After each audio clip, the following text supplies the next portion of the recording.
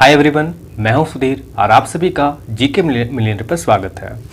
जैसा कि इसकी पहली कक्षा मैंने आपको कंप्यूटर के उद्भव की दी थी और हमने वहां पर देखा कि किस प्रकार प्राचीन समय में गणना यंत्रों का निर्माण हुआ और उसके बाद कंप्यूटर के निर्माण में किन किन व्यक्तियों ने अपनी महत्वपूर्ण भूमिका निभाई। दुनिया का पहला कंप्यूटर किस प्रकार बना, दुनिया का पहला व्यापारिक कंप्यूटर क्या था, मैंने उन सारी चीज़ों के बारे में चर्चा की, माइक्रो प्रोसेसर के बारे में चर्चा की और हमने देखा कि जो प्रारंभ में जो कंप्यूटर बने या गणना यंत्र बने वो प्रारंभ में जो बने वह पूरी तरीके से हाथों पे मैनुअली काम कर रहा था, अर्थात यांत्रिक था। उसके बाद क्या था कि ऑटोमेटिक की अवधारणा विकसित हो जाती है, स्वयं से चलने वाली मशीन बनाए जाने लगे थे।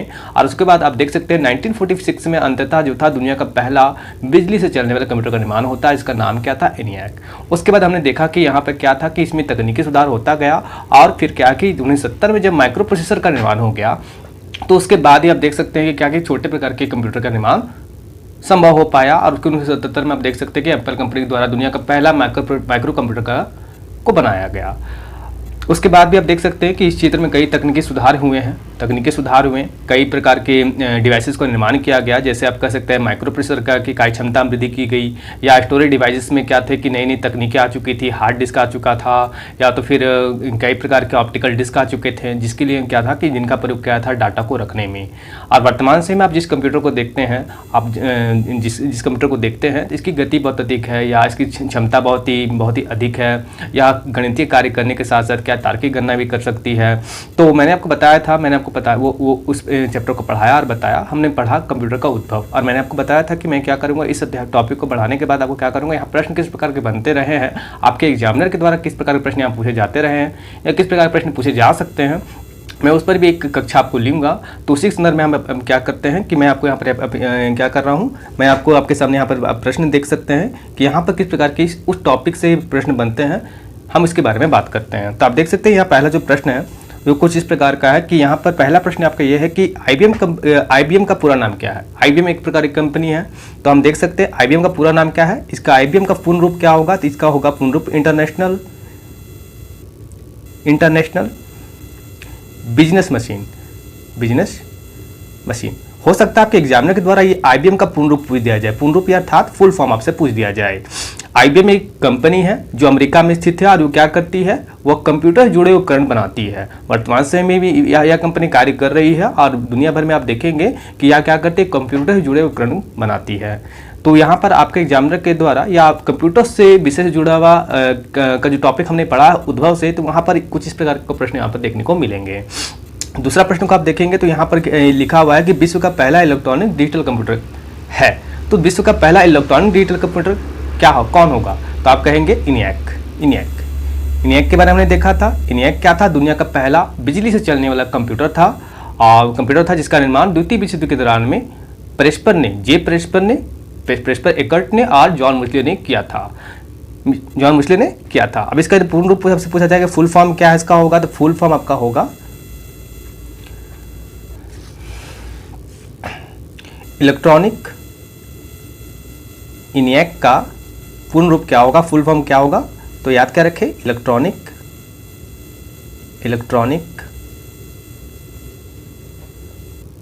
Numerical integrated automatic calculator. ये C जो है इसके कंप्यूटर शब्द के लिए प्रयोग नहीं हुआ है, किसके लिए प्रयोग हुआ है, कैलकुलेटर शब्द के लिए प्रयोग हुआ है। तो इसका पूर्ण रूप क्या होगा, इलेक्ट्रॉनिक न्यूमेरिकल इंटीग्रेटेड ENIAC। इसका पूर्ण रूप क्या है, electronic numerical integrated automatic calculator. तो आइए हम देखते हैं तीसरे प्रश्न को। तीसरा प्रश्न हमारा क्या है, यहाँ पर उद्भव से जुड़ा क्या प्रश्न बनता है, कंप्यूटर को उद्भव से क्या प्रश्न यहाँ पूछे जाते हैं। तो तीसरा प्रश्न आपका कुछ इस प्रकार का है, आप देख सकते हैं कि वाणिज्यिक उपयोग के लिए उपलब्ध कराया गया पहला कंप्यूटर था, अर्थात व्यावसायिक स्तर पर उपलब्ध कराया गया पहला कंप्यूटर था कि व्यवसाय में क्या था कि कंप्यूटर का प्रयोग शुरू हो चुका था। और ये पहला कंप्यूटर कौन था, तो आप क्या कहेंगे, आपका उत्तर सही क्या होगा, UNIVAC। ये पहला कंप्यूटर था जिसे वाणिज्यिक उपयोग अर्थात व्यावसायिक उद्योगों में क्या किया गया, इसका उपयोग किया जाने लगा। UNIVAC हो सकता है आपका इसका फुल फॉर्म पूछे, तो UNIVAC का फुल फॉर्म क्या होगा, यूनिवर्सल ऑटोमेटिक कंप्यूटर। आइए हम देखते हैं चौथे प्रश्न को। और चौथा प्रश्न क्या है हमारा यह स्टोर प्रोग्राम की अवधारणा शुरू की थी। अब आपसे प्रश्न ये पूछा जा रहा है कि किस व्यक्ति ने स्टोर प्रोग्राम की अवधारणा विकसित की, या अंग्रेजी में कहा जाए स्टोर प्रोग्राम कंसेप्ट किसने शुरू की। तो आप किसे, इसका उत्तर सही क्या होगा? इसका उत्तर सही होगा डॉक्टर जॉन वान न्यूमन ने। इन्होंने क्या किया कि आप देख सकते हैं कि मैंने आपको बताया था कि किस प्रकार जब ENIAC का निर्माण किया गया तो यहाँ पर जो प्रोग्राम बनाया गया, यहाँ पर इन प्रोग्रामों में क्या था कि बहुत ही ज़्यादा कठिनाई थी इसके प्रोग्राम में परिवर्तन करने में। तो आगे चल के क्या होगा कि इस क्षेत्र में तकनीकी सुधार किए गए, और अब क्या था कि जो कंप्यूटर बना उसमें क्या किया गया कि जो प्रोग्राम था उसे पहले से ही क्या था, मेमोरी में इनबिल्ड कर दिया गया था, और उसी के आधार पर कंप्यूटर कार्य करने लगा। और इस प्रकार जो पहला कंप्यूटर बना उसका नाम क्या था? तो उसका नाम था इडवैक। इसका नाम क्या था इस कंप्यूटर का? इडवैक। और ये किस कंसेप्ट पर आधारित था? Stored program. यदि हिंदी में कहा जाए तो संग्रहित प्रोग्राम। अर्थात यहां जो प्रोग्राम थे उसमें क्या किया गया है कि कंप्यूटर में पहले से क्या किया गया, इनबिल्ड कर दिया गया है, और इन्हीं प्रोग्राम पर क्या था, कंप्यूटर काम कर रहा था। यदि मैं प्रोग्राम के बारे में आपसे बात करूं तो प्रोग्राम होता क्या है? तो प्रोग्राम होता है निर्देशों का समूह। इंस्ट्रक्शन का क्या होता है? समूह होता है कि एक कंप्यूटर कैसे कार्य करेगा। ये सारे निर्देश क्या थे? कंप्यूटर को क्या किया गया, संग्रहित रूप में क्या किया, कंप्यूटर में बिल्ड कर दिया गया उसकी मेमोरी में, और कंप्यूटर क्या था, इन्हीं निर्देशों पर कार्य करने लगा। और इसके तहत में पहला कंप्यूटर बनने वाला कौन था? इडवैक। अब यदि आपसे प्रश्न ये पूछता है कि इडवैक का पूर्ण रूप क्या होगा, फुल फॉर्म क्या होगा, तब क्या कहेंगे? इडवैक का पूर्ण रूप होगा इलेक्ट्रॉनिक डिस्क्रीट वेरिएबल। वी का अर्थ क्या होगा? वेरिएबल। ये ऑटोमेटिक है और ये हो गया कंप्यूटर। मैं आपको फिर से स्पेट करता हूं, ये हो गया आपका क्या चीज, ये आपका ई का मतलब हो गया इलेक्ट्रॉनिक, ये हो गया तो आपका डिस्क्रीट, इसका हो गया वेरिएबल, आज का ऑटोमेटिक कंप्यूटर। आइए हम देखते हैं अगले प्रश्न को। अगला प्रश्न किस प्रकार का है हमारा? अगला प्रश्न क्या है? तो यहाँ पर आप देख सकते हैं, यहाँ प्रश्न ये आपका 5वां प्रश्न है। आइए 5वां प्रश्न क्या है कि दुनिया का पहला इलेक्ट्रॉनिक डिजिटल कंप्यूटर का प्रोटोटाइप था। अब मैंने आपको बताया था कि ENIAC जो था यह दुनिया का पहला इलेक्ट्रॉनिक कंप्यूटर था, ठीक है। पर उसके पहले भी क्या था कि कंप्यूटर को, इलेक्ट्रॉनिक कंप्यूटर कैसे बनाया जाए, इसके लिए क्या किया गया था, 1937 से 44 के मध्य में ना एक प्रोजेक्ट चलाया गया था IBM कंपनी के सहयोग से, और हार्वर्ड आइगन के निर्देशन में एक प्रोजेक्ट चलाया गया, और वहीं पर क्या किया गया कि विद्युत पे चलने वाला कंप्यूटर का प्रोटोटाइप, आधुनिक कंप्यूटर का प्रोटोटाइप बनाया गया। तो आपसे प्रश्न यही पूछ रहा है कि दुनिया का पहला इलेक्ट्रॉनिक डिजिटल कंप्यूटर का प्रोटोटाइप था, तो प्रोटोटाइप कौन था? मार्क 1। मैंने आपको बताया था मार्क 1 क्या था, वो आधुनिक जो ENIAC है ना, इसी का ही प्रोटोटाइप था। तो आपका यहां पर उत्तर क्या सही होगा? मार्क 1।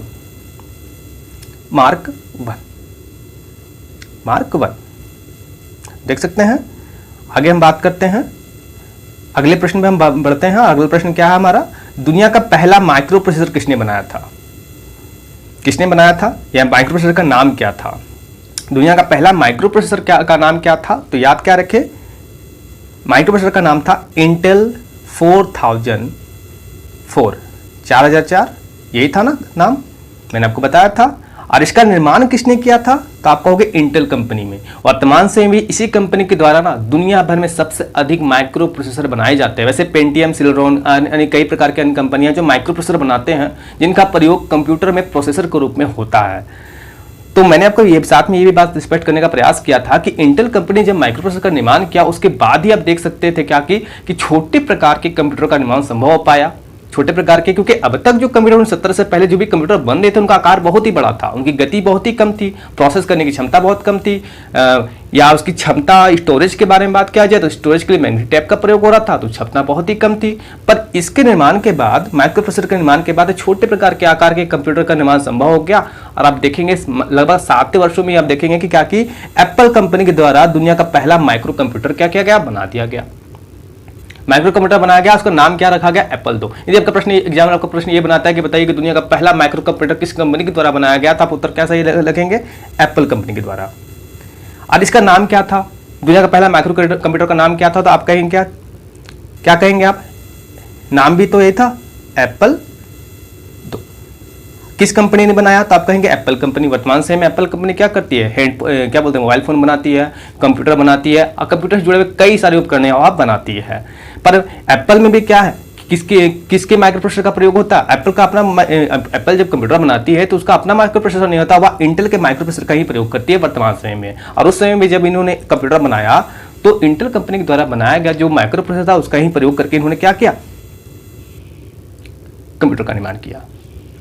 तो माइक्रो प्रोसेसर के बारे में मैं बात करूं तो ये कंप्यूटर का एक मुख्य भाग होता है, क्योंकि यही जो क्षेत्र है ना, यही कार्य क्या करता है, यही गणितीय क्या गणना करने का कार्य कौन करता है, यही करता है। सारे फैसले कौन लेता है कंप्यूटर की तरफ से? यही माइक्रो प्रोसेसर ही तो सारे फैसले लेता है। सारे गणितीय कार्य या तार्किक गणनाएं जो है कौन करता है? माइक्रो प्रोसेसर करता है। तो इसके बिना यदि आप बात करें माइक्रो प्रोसेसर को हटा दिया जाए तो कंप्यूटर क्या रह जाएगा? कंप्यूटर मात्र बक्सा रह जाएगा, है ना। क्योंकि यहाँ पर आप देख सकते हैं कि जो भी निर्देश वगैरह है, निर्देश जो प्रोग्राम बनाए जाते हैं उसको फॉलो कौन करवाता है? फॉलो कौन करवाता है? माइक्रो प्रोसेसर, क्योंकि यही क्षेत्र है जो गणितीय गणना करता है।